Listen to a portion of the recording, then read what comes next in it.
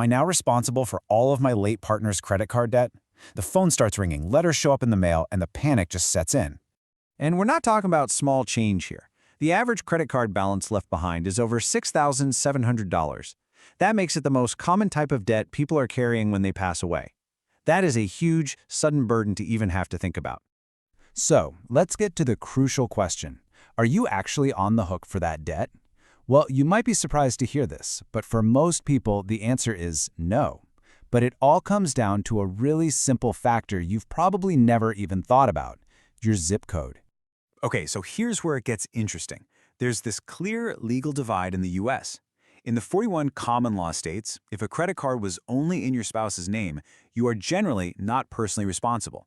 The debt has to be paid by their estate, and hey, if there's not enough money in the estate, the creditor just takes the loss. Simple as that.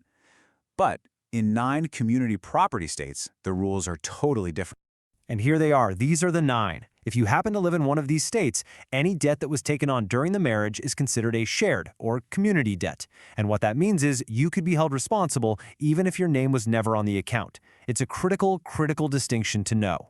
This quote from an expert really sums it up perfectly. Outside of those 9 states, or, unless you actually co-signed for the debt or had a joint account, you do not inherit a loved one's debt.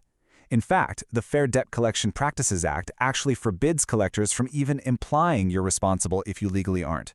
So, know your rights. All right, the next landmine isn't about debt collectors.